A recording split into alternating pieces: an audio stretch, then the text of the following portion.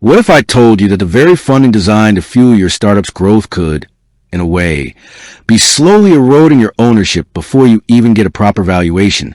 It sounds counterintuitive, right? You're a founder. You've poured your blood, sweat, and tears into this idea, and now you're finally getting the capital to scale.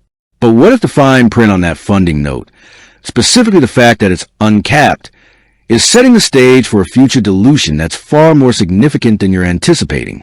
Today, we're diving deep into a topic that keeps many founders up at night: the complex, often misunderstood, and sometimes dangerous world of uncapped funding notes and their impact on founder equity. Is it a necessary evil, a founder-friendly tool, or a ticking time bomb? First, let's get our bearings. What exactly is a funding note? Think of it as a bridge loan. It's a way for a startup to raise capital quickly between major funding rounds, typically a seed round and Series A. The two most common forms are convertible notes and SAFE agreements, which stands for Simple Agreement for Future Equity. The key word here is future equity. These aren't an investment in your company today at a specific price. They're an agreement that a future investment, often from a lead investor in a later round, will convert into equity at a predetermined or formulaic price. Now, this is where things get interesting. Most convertible notes and safes have a cap, a valuation cap. The cap is a key protective mechanism for the investor. It sets a maximum valuation at which their investment will convert. For example, if a founder raises a $500,000 convertible note with a $10 million valuation cap, and the next round happens at a $20 million valuation, the investor's note converts the lower $10 million cap. This means they get more shares for their money, a reward for taking an early, higher-risk bet. It's a win-win.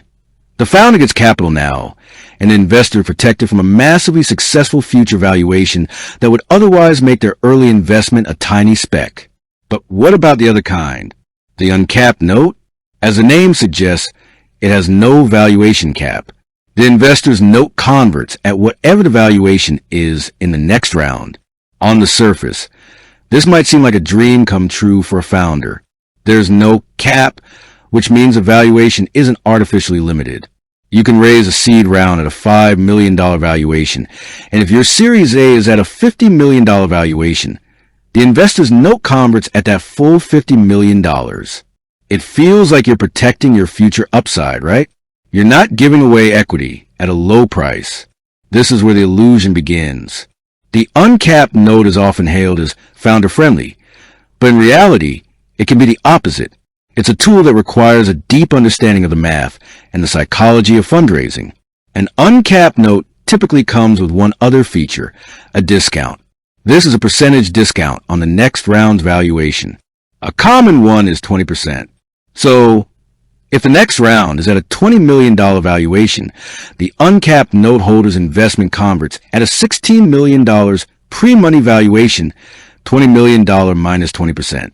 The investor still gets a better deal than the new Series A investors, but there's no cap to protect them from a low valuation. So, where does the dilution come in? Let's walk through an example.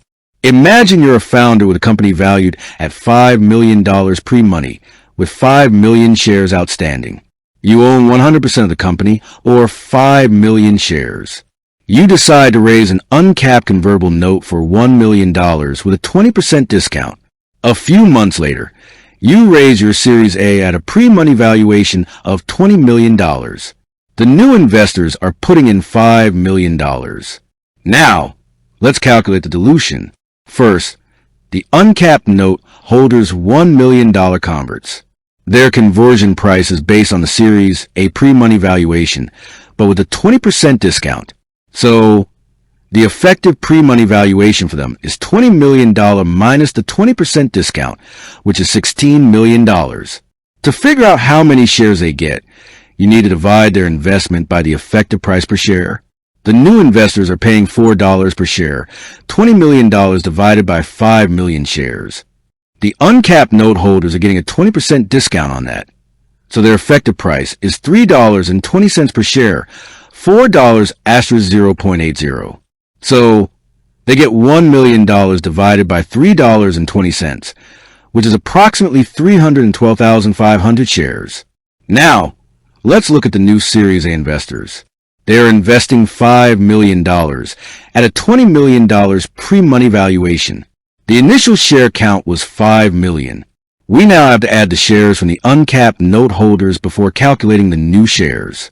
So, the new share count is 5 million plus 312,500, which is 5,312,500 shares. The new investor's $5 million is going into the company at a $20 million pre-money valuation. So, the price per share is now $20 million divided by 5,312,500 shares, which is about $3.76 per share. No, wait, that's not right. The price per share is actually determined by the new investor's pre-money valuation, which is $20 million, and the original share count. Let's redo that. The new investor's pre-money valuation is $20 million. The initial share count is 5 million shares. So, the price per share for Series A is $20 million divided by 5 million shares, which is $4 per share. Now, let's recalculate the uncapped note conversion.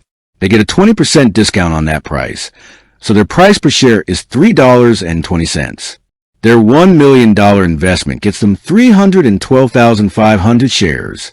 Okay, let's start over with a clearer structure. This is where it gets tricky, even for experienced founders. The order of operations is crucial. Founders' initial ownership, 5 million shares, 100% of the company. Uncapped note, $1 million, 20% discount. Series A, $5 million investment at a $20 million pre-money valuation. Step 1. Calculate the Series A price per share. The pre-money valuation is $20 million. The original share count is 5 million. Price per share for Series A investors equals $20 million / 5 million shares equals $4 per share. Step 2. Calculate the uncapped note conversion. The uncapped note holders get a 20% discount on that price. Discounted price per share equals $4.00 asterisk, 1 to 0.20, equals $3.20 per share. Number of shares for uncapped note holders equals $1 million / $3.20 equals 312,500 shares. Step 3. Calculate the new Series A shares. Number of Series A shares equals $5 million / $4 per share equals 1,250,000 shares. Step 4. Calculate total post-money shares and founders' dilution. Original founder shares equals 5 million uncapped note shares equals 312,500 new Series A shares equals 1,250,000 total post-money shares equals 5 million plus 312,500 plus 1,250,000 is equal to 6,562,500 shares. Founders' new ownership percentage. 5 million founder shares / 6,562,500 total shares equals approximately 76.2% ownership. This seems okay, right? The founder still owns a significant chunk. But now, let's compare this to a capped note. Ultimately, the choice between a capped and uncapped note is a classic risk-reward calculation. Do you bet on a massive future valuation and accept the risk of catastrophic dilution if things go south? Or do you accept a little more dilution now for the certainty of knowing your future ownership stake won't be a surprise? There's no right or wrong answer, but it's a decision that every founder must make with their eyes wide open and with a full understanding of the potential consequences. Don't let the term founder-friendly blind you to the very real risks involved. With that said, thanks for watching, and until next time.